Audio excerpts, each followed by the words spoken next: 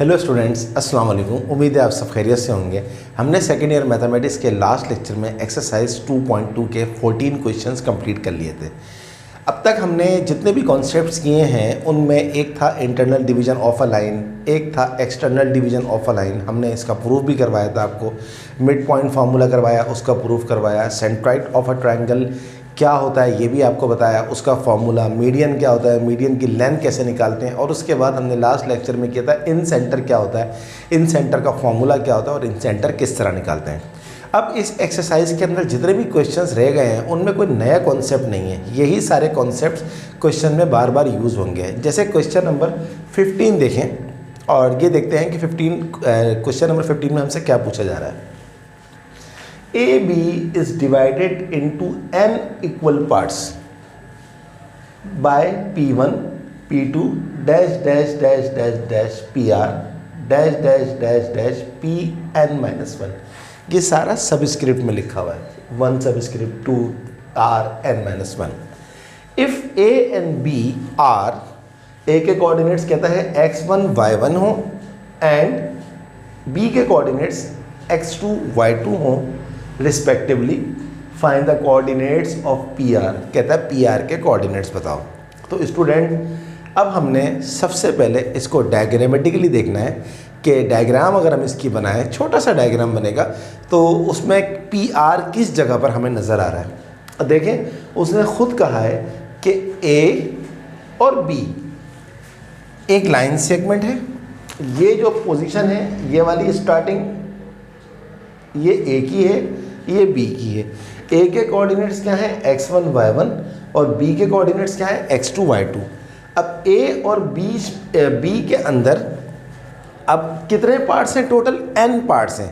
एक पार्ट का नाम P1 है, एक का नाम P2 है, एक का नाम P3 है, dash dash dash dash P4 P5 P6 P100 P1000 and so on. Dash dash डाल दिया, उसके बाद एक पी आर है, ये गिवन है क्वेश्चन के अंदर, देख लीजिए। फिर डैश डैश डैश डैश एक पॉइंट है Pn-1। अब कहता है तुम पी आर के कोऑर्डिनेट्स बताओ। तो सबसे पहले हमने देखना है कि पी आर जो है वो ए को और बी को किस रेशो में डिवाइड कर रहा है, क्योंकि अगर हमारे पास रेशो आ जाए फिर तो हमारा काम फ़ौरन ख़त्म हो जाएगा। तो रेशो कैसे निकालेंगे, देखिए ए और बी के दरमियान टोटल कितने पार्ट्स हैं, n पार्ट्स, ये लिखा हुआ है। ए से लेकर बी तक टोटल n पार्ट्स हैं। कैसे पता लगा, सवाल में दिया हुआ है A B is divided into n equal parts. अब आप देखें ए से लेकर पी आर तक, r माने ये 1 माने 1 पार्ट, 2 माने 2 पार्ट, 3 माने 3 पार्ट और r माने r पार्ट। तो ए से लेकर पी आर तक कितने पार्ट्स हैं, r। तो ये आपकी आ गई रेशो m1, ये आपका आ गया m1, इसको आप कहेंगे m1। अब आप देखें ये आपके पास a है, ये b है, टोटल यहाँ तक कितने पार्ट्स हैं, ये रहा, टोटल यहाँ तक n पार्ट्स हैं।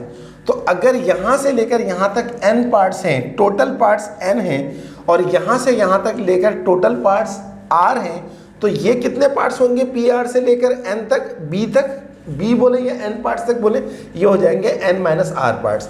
ये ऐसा ही है, अगर मैं इसको डिजिट से बताऊं, मैं बोलूं यहाँ से लेकर यहाँ तक का डिस्टेंस अगर लेट सपोज 10 है और यहाँ से लेकर यहाँ तक का डिस्टेंस लेट सपोज 4 है, तो यहाँ से लेकर यहाँ तक का डिस्टेंस क्या होगा, 10 माइनस 4 यानी कि 6। तो अगर यहाँ से लेकर यहाँ तक जो पार्ट्स हैं वो टोटल r हैं और यहाँ से लेकर यहाँ तक के जो सारे पार्ट्स हैं वो n हैं, तो यहाँ से लेकर यहाँ तक पार्ट्स क्या होंगे, n में से r माइनस कर देंगे तो आपको यहाँ से लेकर यहाँ तक का पार्ट मिल जाएगा n माइनस r, और ये कहलाएगा हमारे पास m2। I hope you understand कि m1 कैसे हासिल हुआ और m2 कैसे हासिल हुआ। From above diagram m1 ratio m2 बराबर है r ratio n minus r। ये n माइनस r जो है ये इस तरह लिख दे तो ज़्यादा बेहतर है। तो m1 क्या है, r है, और n माइनस r क्या है, m2 है। Let the coordinates of P are be x, y। अब हमने सपोज कर लिया कि पी आर जिसके हमें कोऑर्डिनेट्स निकालने हैं वो क्या है, x y हैं। तो आपको इंटरनल डिवीजन का फॉर्मूला याद होना चाहिए, लेकिन मैंने एक दफ़ा लिख दिया है m1x2 plus m2x1 upon m1 plus m2 comma m1y2 plus m2y1 upon m1 plus m2।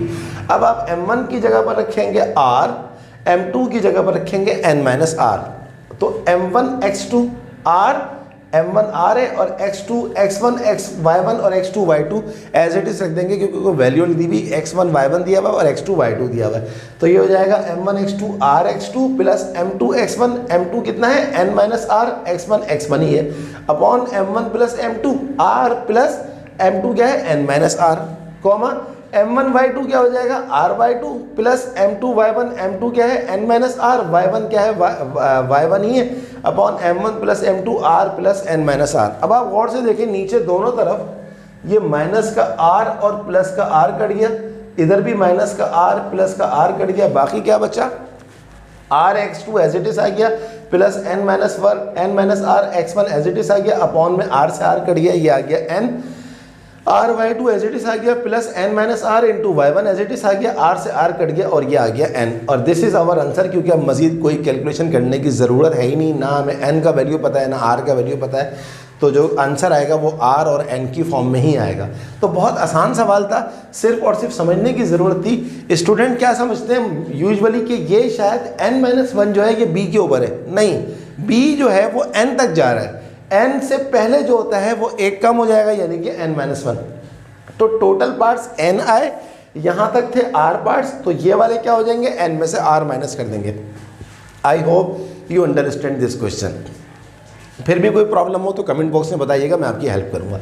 Let's have a look question number 16। देखते हैं क्वेश्चन नंबर 16 में हमसे क्या पूछा जा रहा है।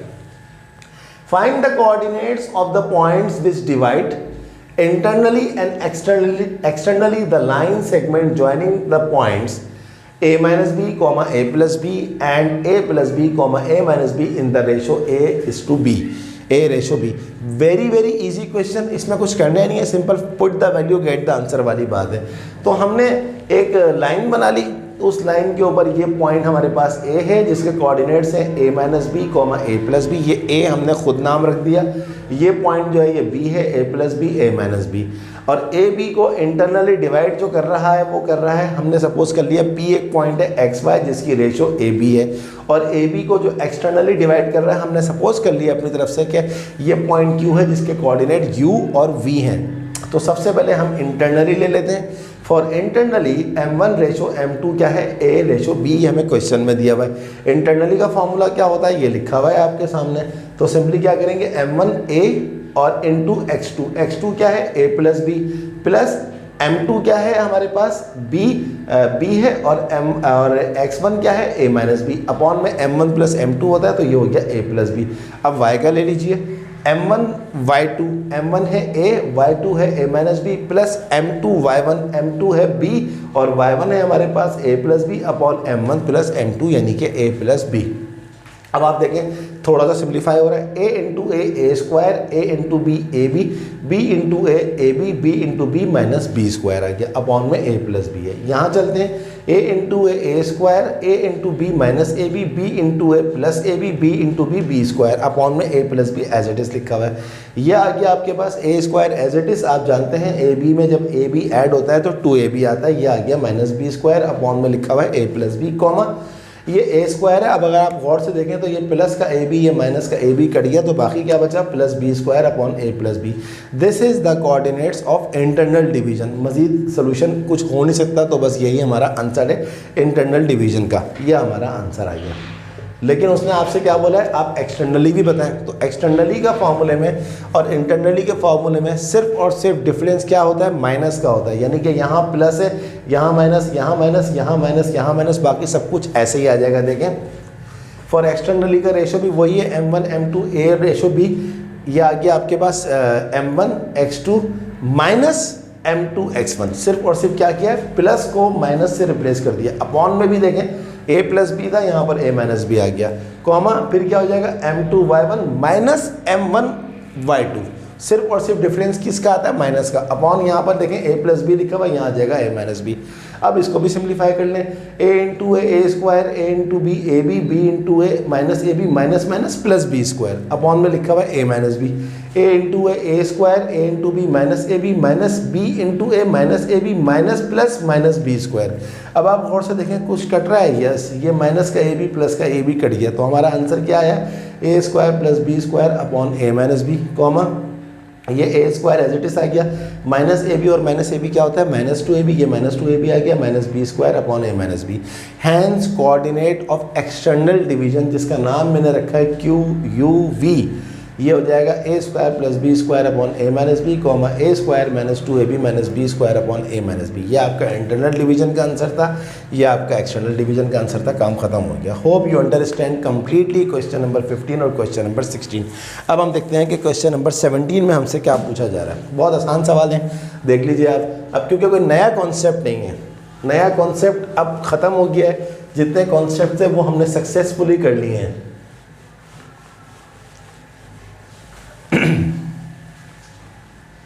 देखते हैं कि क्वेश्चन नंबर 17 क्या है। सारे सवाल आपको आसान लगेंगे। देखें, कॉन्सेप्ट्स अगर क्लियर होते हैं तो फिर आपको सारे ही सवाल आसान लगते हैं, क्योंकि मैथ में कोई रट्टाफिकेशन तो है नहीं कि हम रट्टे लगाएं। Let's have a look question number 17। In what ratio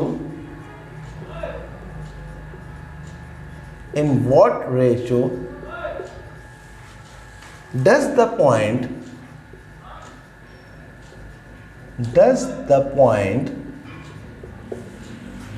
C 2,4 divide the join of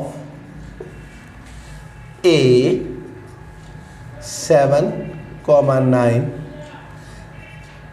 and B -1,1 question mark.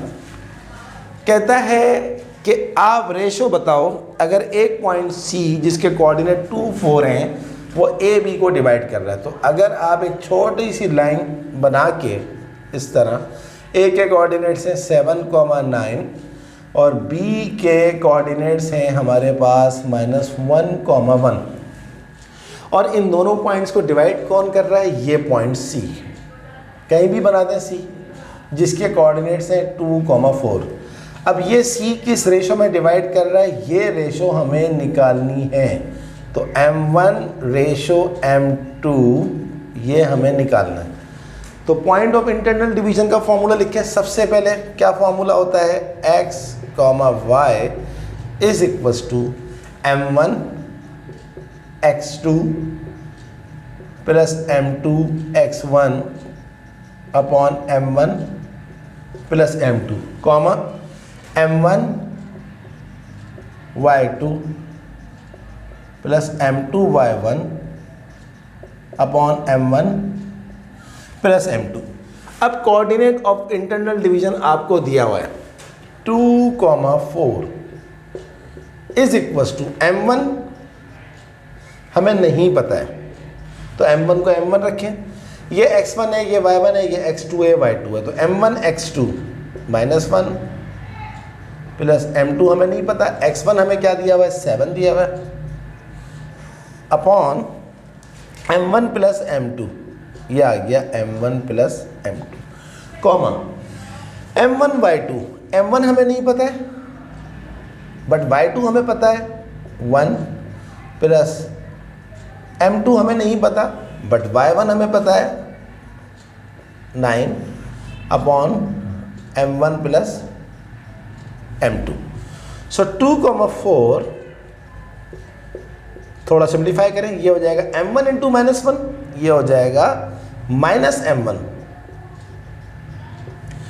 M2 into 7, ये हो जाएगा 7M2 upon M1 plus M2, comma M1 into 1, ये क्या हो जाएगा, सिंपल M1।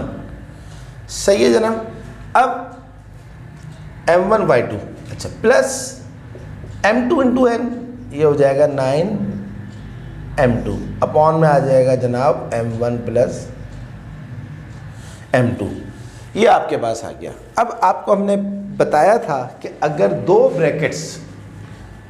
ब्रैकेट्स एक दूसरे के इक्वल हो जाएं तो पहली ब्रैकेट का पहला नंबर जो कि 2 है बराबर हो जाएगा पहली ब्रैकेट दूसरी ब्रैकेट के पहले नंबर के, जो कि यहाँ पर है -m1 plus 7m2 upon m1 plus m2। पहली ब्रैकेट का दूसरा नंबर क्या है 4 और दूसरी ब्रैकेट का दूसरा नंबर क्या है m1 plus 9m2 upon m1 plus m2। अब आप पहले इसको सिंप्लीफाई करें। 2 ये m1 प्लस m2 यहाँ पर हो रहा है डिवाइड, उस साइड पर जाके हो जाएगा मल्टीप्लाई, और ऊपर क्या बचा -m1 प्लस 7m2। तो 2 इंटू m1 क्या हो जाएगा 2m1, 2 इंटू m2 क्या हो जाएगा 2m2 is equals to -m1 plus 7m2। इन दोनों को यहाँ शिफ्ट कर देंगे तो ये हो जाएगा 2m1 plus 2m2 plus m1 minus 7m2 is equals to 0। ये -m1 वहाँ चला गया प्लस m1 हो गया, ये प्लस 7m2 वहाँ चला गया -7m2 हो गया। 2m1 प्लस m1 क्या होता है, ये होता है 3m1 plus 2m2 minus 7m2, 2 minus 7 क्या होता है -5m2 is equal to 0। This is equation number 1। अब आप इसको ले लीजिए 4, ये m1 प्लस m2 यहाँ पर हो रहा है डिवाइड, वहाँ जाके हो जाएगा मल्टीप्लाई। ये देखिए तो 4 इंटू m1 क्या हो जाएगा 4m1 plus 4 into m2 4m2 is equal to m1 plus m2। तो 4m1 प्लस 4m2 इसको यहाँ शिफ्ट कर दें, यह हो जाएगा -m1, इसको यहाँ शिफ्ट कर दें, यह हो जाएगा -9m2 इज इक्वल टू 0। तो 4m1 माइनस m1 हो जाएगा 3m1 और 4m2 माइनस 9m2 हो जाएगा 4 माइनस 9 होता है -5, sign of the bigger number. ये हो गई आपकी इक्वेशन नंबर 2। अब आप इक्वेशन नंबर 1 और 2 को साइमल्टेनियसली सॉल्व करेंगे तो आपके पास m1 और m2 की वैल्यू आ जाएगी। कैसे? Equation number 1 and 2। 1 आपके पास है 3m1 minus 5m2 is equal to 0। 2 आपके पास है 3m1 माइनस 5m2। एक मिनट, कुछ गड़बड़ तो नहीं हो गई? 2m1 प्लस 2m2 सही है, ये आ गया, और minus m1 plus 7m2 minus वहाँ चला गया, ओ सही है, नहीं कोई गलती नहीं है, 7 वहाँ चला गया तो 2 माइनस ये दोनों के दोनों कैसे आ गए इस तरह, 4m1 प्लस 4m2 9m2। मैं एक दफ़ा फिर चेक करना चाहता हूँ कहीं क्वेश्चन में कोई साइन वाइन की मिस्टेक तो नहीं हो गई, क्योंकि दोनों सेम नहीं आने चाहिए। क्वेश्चन नंबर 7 है 2 4 और 7 9 और -1 1, कोई गलती नहीं है। तो 7 9 जो है हमारे पास वो आ गया 2 4 4 is equal to m1 x2, m1 x2 है -1 plus m2 x1 7 upon m1 plus m2, m1 y2 है हमारे पास प्लस m2 y1 है अपॉन, कोई मिस्टेक नहीं है, 2,4। तो 2,4 ये आ गया हमारे पास, divide the join of 2 is equal to -m1 plus 7m2 upon m1 plus m2, 2m1 plus 2m2 is equal to -m1 plus 7m2। सही है, 2m1 प्लस m1 ये हो गया 3 और 2 में से 7 गया -5। यहाँ तक तो कोई मिस्टेक नज़र नहीं आ रही। यहाँ देखते हैं 4m1 plus 4m2 is equal to m1 plus 9m2, 4 में से 3 गया। तो इसका आंसर देखते हैं पहले हम, क्वेश्चन नंबर 17 का 5:3 आ रहा है। अच्छा अच्छा अच्छा अच्छा, सही है सही है सही है सही है, कोई गलती नहीं हुई है, कोई भी गलती नहीं हुई है। अब हमें खाली करना क्या है, असल में हमें m1 और m2 की वैल्यू नहीं निकालनी, बल्कि हमें m1 और m2 का रेशो निकालना है। हमने यहाँ तक 100% सही काम किया है, कोई मिस्टेक नहीं करी। हमें इसको साइमल्टेनियसली सिंप्लीफाई नहीं करना, मैं आपसे सॉरी करता हूँ। हमें m1 और m2 का रेशो निकालना है। रेशो अलग चीज़ होती है, वैल्यू अलग होती है। तो आप कोई भी इक्वेशन ले लें, इसमें से कोई भी ले लें, टेकिंग इक्वेशन नंबर 1, मैंने 1 ले ली, 3m1 माइनस 5m2 बराबर है 0। 3m1 इसको वहाँ ले जाएं तो ये हो जाएगा 5m2, और m1 upon m2 is equals to 5/3, तो ये हो जाएगा m1 ratio m2 is equals to 5/3। Sorry students, मैं m1 और m2 की वैल्यू निकाल रहा था, मेरे जहन में था कि m1 और m2 की वैल्यू निकालनी है, लेकिन हमें वैल्यू नहीं निकालनी, m1 और m2 की रेशो निकालनी है। अगर आप इक्वेशन नंबर 2 भी लेंगे तब भी उससे यही आंसर आएगा। तो यहाँ से हमने एक बात और सीखी कि अगर हम ये काम ना भी करें तब भी हमारा यही आंसर आएगा, और अगर हम ये काम करते हैं और ये, यानी कि कोई एक पार्ट ले लें, यानी कि कोई एक वैल्यू ले लें, या तो 2 को बराबर इसके ले लें तब भी आपका m1 और m2 का आंसर आ जाएगा, या 4 को बराबर इसके ले लें तब भी आपका आंसर आ जाएगा। तो बिला वजह हमारा टाइम ज़ाया हुआ, जिसके लिए मैं आपसे एक्सक्यूज़ करता हूँ। ये हमारा आंसर आ गया है जनाब क्वेश्चन नंबर 17 का 5:3। I hope you understand this question. चलिए अब करते हैं हम क्वेश्चन नंबर 18, देखते हैं कि क्वेश्चन नंबर 18 में हमसे क्या पूछा जा रहा है।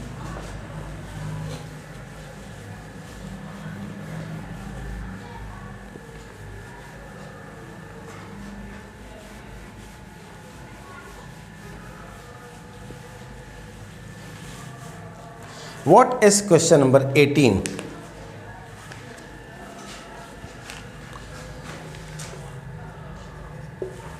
is A,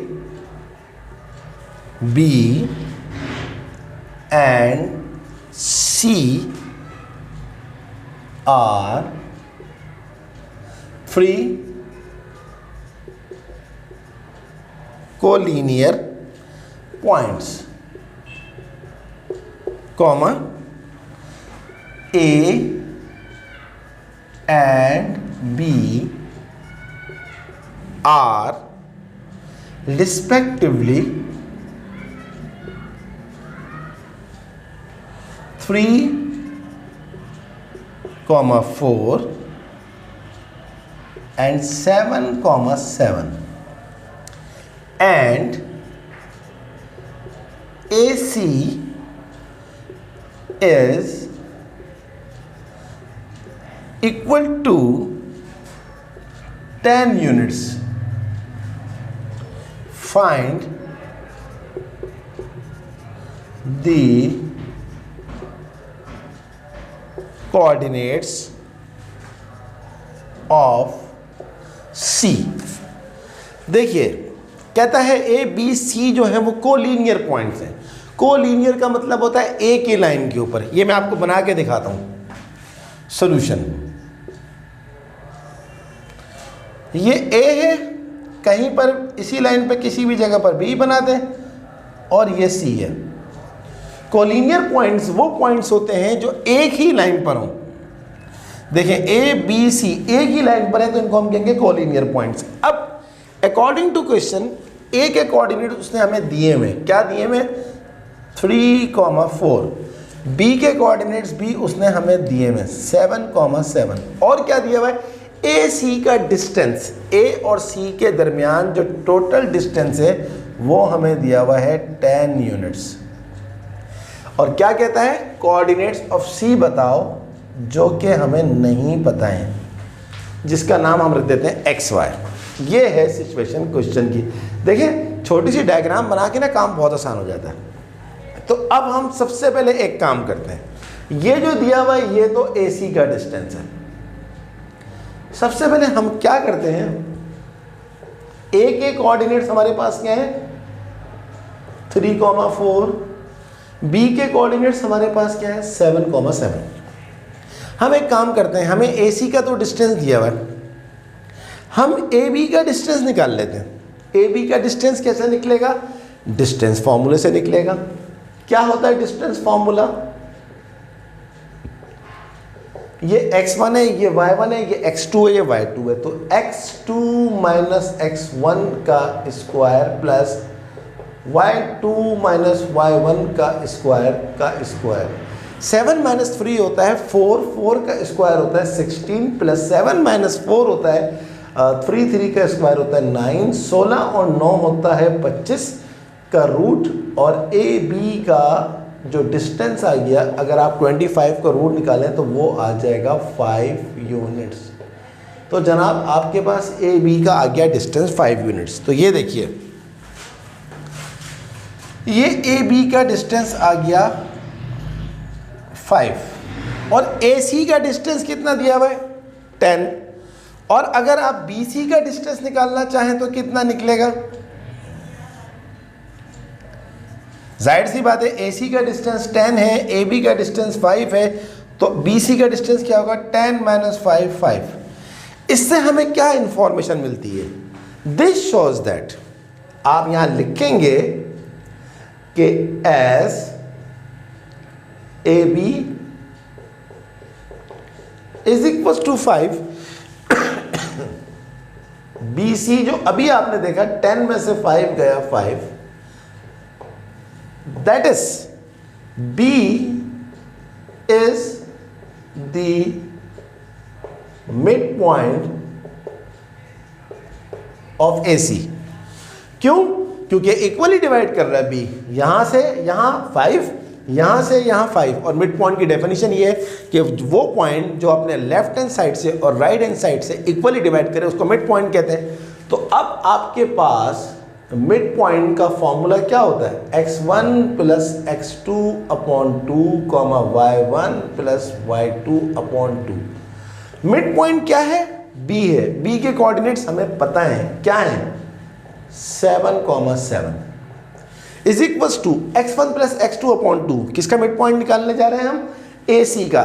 तो x1 है 3, x2 है x, तो 3 plus x upon 2 comma y1 4 plus y upon 2, ये आ गया। तो आप जानते हैं कि जब दो ब्रैकेट्स इक्वल हो जाती हैं तो पहली ब्रैकेट बराबर होती है पहली ब्रैकेट के पहले नंबर के, और पहली ब्रैकेट का दूसरा नंबर बराबर होता है दूसरी ब्रैकेट के दूसरे नंबर के। 2 वहाँ जाके 7 से मल्टीप्लाई हो जाएगा, 2 7 जा 14 is equals to 3 plus x। 3 वहाँ जाएगा माइनस हो जाएगा, 14 माइनस 3 क्या होता है? 11। तो x का वैल्यू आ गया 11। 2 वहाँ जाके 7 से मल्टीप्लाई हो जाएगा 14, 4 प्लस y, और 4 वहाँ जाके 14 से माइनस हो जाएगा, तो 14 माइनस 4 होता है 10। यह आ गया आपके पास y। अब आप लिखेंगे हैंस कोऑर्डिनेट्स ऑफ C। क्या नाम रखा था आपने कोऑर्डिनेट्स ऑफ C का? x y। x कितना आया? 11। y कितना है? 10। y कितना है आपके पास? 10 है। तो ये आपका आंसर आ गया। चेक करते हैं इस आंसर को, बुक में क्या आ रहा है। What is the answer of question number 18 11, 10? Yes, 100% correct आ गया। आई होप यू अंडरस्टैंड कि कैसे हमारा आंसर आया है, किस तरह हमने इसको किया है। Let's have a look question number 19। देखते हैं कि क्वेश्चन नंबर 19 में हमसे क्या पूछा जा रहा है। तो देखा आपने, अभी तक कोई भी न्यू कंसेप्ट नहीं आया। एक आध पॉइंट आएगा वो भी मैं आपको बता दूंगा, परेशान होने की ज़रूरत नहीं है। आपने प्रॉमिस करना है कि आपके 100 में से 100 आने चाहिए इस दफ़ा। जितनी मेहनत से आपको पढ़ाया जा रहा है, इतनी मेहनत से आप पढ़ रहे हैं, ये आपने बताना है। Question number 19, the line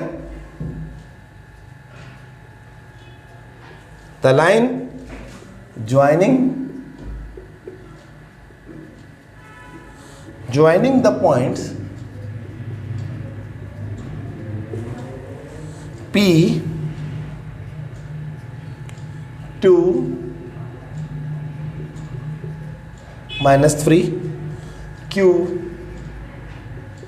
minus 4, 5 is trisected find the coordinates of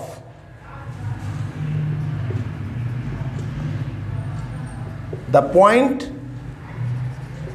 of trisection. अब हम ये कर रहे हैं क्वेश्चन नंबर 19। 1 से लेकर 19 तक में कहीं पर भी हमें ये वर्ड नज़र नहीं आया ट्राइसेक्शन का।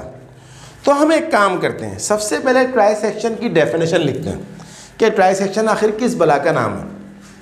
कोई बला नहीं है, बहुत आसान है। देखिए जनाब, ट्राइसेक्शन पॉइंट्स, यहाँ डेफिनेशन लिख रहा हूँ मैं।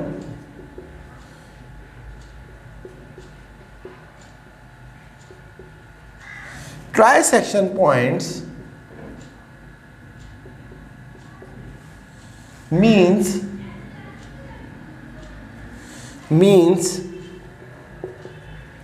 the points which exactly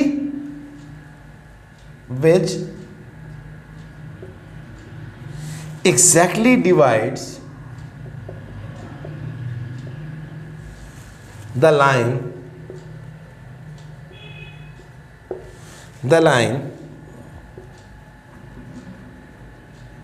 segment into 3 equal parts। ये है हमारा डेफिनेशन। क्या लिखा हुआ है? ट्राइसेक्शन पॉइंट्स क्या होते हैं? The point which exactly divide the line segment into 3 equal parts. अब हम इसकी एक डायग्राम बनाते हैं सवाल को देखते हुए। लेट सपोज ये हमारी एक लाइन है। अब इस लाइन पे 2 पॉइंट्स तो ये दिए हैं। एक पॉइंट P है, एक पॉइंट है P जिसके कोऑर्डिनेट्स दिए हुए 2, -3, और एक पॉइंट है हमारे पास Q जिसके कोऑर्डिनेट्स दिए हुए -4, 5। अब वो कहता है अगर इस लाइन को मैं ट्राइसेक्टेड करूं, ट्राइसेक्टेड का मतलब क्या होता है? 3 इक्वल पार्ट्स में डिवाइड कर दूं। तो हम ले लेते हैं, एक पार्ट ये हो गया, एक पार्ट ये हो गया और एक पार्ट ये हो गया। इस पार्ट का हम नाम रख देते हैं A, जिसके कोऑर्डिनेट्स हम रख देते हैं x, y। इसका नाम हम रख देते हैं B रख देते हैं। इसको हम ले लेते हैं u, v। अब आप देखें, इस लाइन को 3 इक्वल पार्ट्स में डिवाइड करने का मतलब है कि यहाँ से यहाँ तक का पार्ट है हमारे पास 1/3, ये भी 1/3 है और ये भी 1/3 है। क्योंकि ट्राइसेक्शन है ना, 1, 2, 3 पार्ट्स में। क्या लिखा हुआ है? Trisection point means the point which exactly divide the line segment into 3 equal parts. तो एक पूरा का पूरा लाइन ये था, तो इसका एक इक्वल पार्ट क्या होगा? 1/3, 1/3, 1/3। अब हम देखते हैं सबसे पहले कि A और P, अगर हम A और P की बात कर लें तो आप गौर से देखें, A जो है वो यहाँ से लेकर यहाँ तक, अगर आप इसका रेशो देखें तो ये है आपके पास। A के इस तरफ क्या है? A के इस तरफ है 1/3 और A के दूसरी तरफ क्या है? आप गौर से देखें, 1/3 + 1/3। A के लेफ्ट साइड पे क्या लिखा हुआ है? 1/3। रेशो A के राइट साइड पे क्या लिखा हुआ है? Q तक जाना है आपको, 1/3 + 1/3। तो 1/3, 1 + 1 ये हो जाएगा 2/3। 3 से 3 कट गया, ये आ जाएगा आपके पास 1:2। आप गौर से देख लीजिए, क्या ख्याल है आपका? ये आ गया आपके पास 1:2 का रेशो। तो इसका मतलब है कि M1 और M2 A की रिस्पेक्ट से आपके पास आ गए 1:2। तो अब तो आपके लिए मसला ही नहीं है, आप B को तो भूल जाए ना अभी। अब आप इसकी हेल्प से P और Q जो डिवाइड हो रहा है वो 1:2 की रेशो में डिवाइड हो रहा है, ये आपको नज़र आ रहा है। तो अब आप कोऑर्डिनेट्स ऑफ A निकाल लें। क्या लिख लेंगे जनाब, X Y is equals to, क्या फॉर्मूला होता है, m1 x2, m1 इस a के लिए m1 क्या है, ये निकाल के दिखाया 1, x2 क्या है -4 प्लस m2 क्या है 2 और x1 क्या है वो लिखा हुआ 2 upon m1 plus m2, 1 plus 2 comma क्या होता है y के लिए m1 y2, m1 है 1 और y2 हमारे पास क्या है, देख लीजिए y2 हमारे पास है ये रहा 5 प्लस m2 क्या है 2 और y1 हमारे पास क्या है -3 upon m1 plus m2, 1 plus 2। तो a के जो कोऑर्डिनेट्स आ गए 1 इंटू -4 कितना होता है -4, 2 2 ज़ा 4 अपॉन 2 प्लस 1 3, 1 5 ज़ा 5 और 2 3 ज़ा -6 अपॉन 3। तो a के फाइनली जो कोऑर्डिनेट्स आ गए वो आ गए, आप देखें 4 से 4 कट गया, 0 आ गया, 0.3 होता है 0, -5 -6 होता है -1। तो a के जो कोऑर्डिनेट्स आ गए, फर्स्ट पॉइंट ऑफ ट्राइसेक्शन आपको मिल गया, क्या मिल गया जनाब, 0 और कॉमा -1/3। चेक करते हैं इसका आंसर, 0, -1/3 आ रहा है। अब हम अगला देखते हैं, a की हमने बात कर ली, अब हम बात करते हैं b की। देखें जनाब b के लेफ्ट साइड पे आपको क्या नजर आ रहा है, b के लेफ्ट साइड पर नजर आ रहा है 1/3 प्लस 1/3, 1/3 प्लस 1/3 रेशो। b के राइट साइड पे आपको क्या नजर आ रहा है 1/3, 1/3 और 1/3 क्या होता है 2/3 और ये आ गया 1/3, 3 से 3 आपके पास कट गया तो ये रेशो आ गया 2:1, दैट इज m1 इस टू m2 आपके पास आ गया 2:1। अब आप क्या करेंगे, Q के पॉइंट ऑफ इंटरसेक्शन निकालेंगे, तो B के पॉइंट ऑफ इंटरसेक्शन निकालेंगे। आपने इसका नाम रखा था B, U, V। तो क्या फॉर्मूला होता है m1 x2, अब m1 क्या आ गया 2 और बाकी सब कुछ वही रहेगा, -4 प्लस 1 इंटू 2 अपॉन 2 प्लस 1, इसी तरह 2 into 5 plus 1 into -3 upon m1 क्या हो जाएगा 2 प्लस 1। ये मैंने बस डायरेक्ट रख दिया, m1 और m2 चेंज हुआ है, बाकी सब x1 y1 x2 y2 सब वही रहा। तो फाइनली क्या हो जाएगा 2 4 ज़ा -8 प्लस 2 अपॉन 3 कॉमा 2 5 ज़ा 10 -3 upon 2 plus 1 3। Hence second point of trisection is -8 plus 2 होता है -6 अपॉन 3 होता है -2 10 -3 होता है -7 upon 3। So this is the second point of trisection. इसका आंसर चेक करते हैं, क्या दिया हुआ है,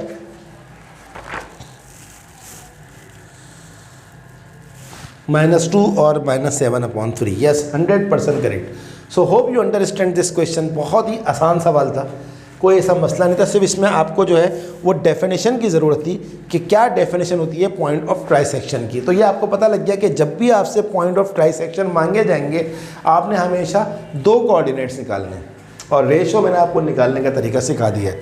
तो I hope you understand this question. चलें, आज के लेक्चर का हम आखिरी सवाल करने के लिए जा रहे हैं 2.2 का। अभी एक्सरसाइज आज ख़त्म नहीं हो पाएगी क्योंकि काफ़ी सारे सवाल हैं इसके अंदर। Let's have a look question number 20। Total 25 question हैं, कोशिश करेंगे कि नेक्स्ट लेक्चर के अंदर जो है उसको भी हम ख़त्म कर लें। सो क्वेश्चन नंबर 20 क्या है, find the ratio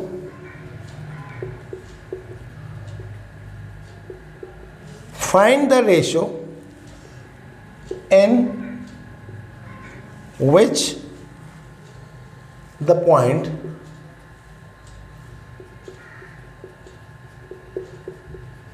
m 0 -1 divides the join of L 1,2 N 2,5 0 -1 और 1,2 और n इज 2,5। देखिए जनाब, अभी हमने ऐसे तो सवाल किया था 17 में भी हमने रेशो निकाली थी, तो इंतहाई आसान सवाल है। एक लाइन बना लें, लाइन में आपको ये पॉइंट दिया हुआ है L जिसके कोऑर्डिनेट्स हैं 1,2 और लाइन में आपके पास ये कोऑर्डिनेट जो है वो n है जो कि दिया हुआ है 2,5 और Ln को डिवाइड कर रहा है एक पॉइंट जिसका नाम है m, इसके भी कोऑर्डिनेट्स है 0 -1 और इसकी रेशो m1 और m2 आपको निकालनी है। ये देखिए m1 m2 रिक्वायर्ड है। तो अभी मैंने आपको थोड़ी देर पहले बताया था कि सबसे पहले तो आप पॉइंट ऑफ डिवीजन लिख लीजिए। क्या होता है, ये आपको दिया हुआ है 0 -1 इज इक्वल्स टू, ये m1 है, ये x1 है, ये m2 है और ये आपके पास y2 है। ये पॉइंट का नाम n है। तो m1 आपके पास क्या है, m1 है और x2 आपके पास क्या है 2 प्लस m2 आपके पास क्या है m2 है और x1 आपके पास क्या है 1 है upon m1 plus m2, m1 plus m2 comma. अब आपके पास y के लिए क्या हो जाएगा m1, y2 आपके पास क्या है 5 प्लस m2, y1 आपके पास क्या है 2 अपॉन m1 प्लस m2।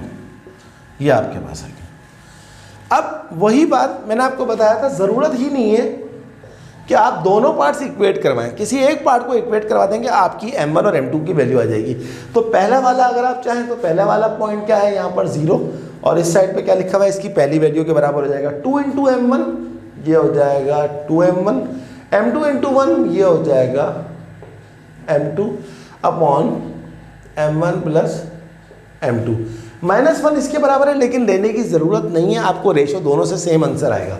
ये m1 प्लस m2 क्या हो रहा है, डिवाइड हो रहा है, वहाँ जाके 0 से मल्टीप्लाई होंगे और जब कोई चीज़ 0 से मल्टीप्लाई होती है तो एज इट इज़ आ जाती है। m2 को वहाँ ले जाएं तो ये हो जाएगा -m2 is equals to 2m1, बल्कि m1 को वहाँ ले जाएं, ये ज़्यादा आसान हो जाएगा। ये हो जाएगा -2m1, उस साइड पे ले जाएगा m2 और अब आप क्या करें, -m1 को यहाँ रखें और m2 को नीचे ले आएं, तो वहाँ जब m2 नीचे आएगा तो ये हो जाएगा 1 और ये हो जाएगा -2, तो m1 रेशो m2 हो जाएगा 1:2 दिस इज़ योर आंसर। इसका आंसर चेक करते हैं पीछे, क्वेश्चन नंबर 20 का 1:2 100% करेक्ट। तो जनाब ये आज का हमारा एक्सरसाइज था जिसमें हमने 2.2 के कहाँ से शुरू किया था, हमने 15 से शुरू किया था। तो 1 2 3 4 5 6, आज की हमारी क्लास काफ़ी अच्छी हो गई क्योंकि आज हमने इस एक्सरसाइज के 6 क्वेश्चंस कर लिए हैं और कोशिश करिए मैंने कि आपको ज़्यादा से ज़्यादा अच्छी तरह बताऊं और ख़ूब मेहनत से आपको पढ़ाऊं। फिर भी अगर आपको कोई प्रॉब्लम हो तो आप मुझसे ज़रूर पूछें, मैं आपकी डेफिनेटली हेल्प करूंगा। स्टूडेंट्स खूब प्रैक्टिस करें और इसके साथ साथ आप सबसे एक दफ़ा फिर रिक्वेस्ट है कि अगर अभी तक आपने मेरे चैनल को सब्सक्राइब नहीं किया तो काइंडली उसको ज़रूर सब्सक्राइब करें और सब्सक्राइब करने के साथ साथ बेल आइकन को ज़रूर प्रेस करिएगा क्योंकि जैसे ही मैं वीडियो को अपलोड करता हूँ उसका नोटिफिकेशन आपको मिल जाएगा। मेरी वीडियोस को सिर्फ अपने तक महदूद ना रखें बल्कि अपने तमाम दोस्तों को शेयर करवाएं ताकि सबका फ़ायदा हो। जितना ज़्यादा हम इल्म बांटेंगे इतना ही हमारा इल्म बढ़ेगा।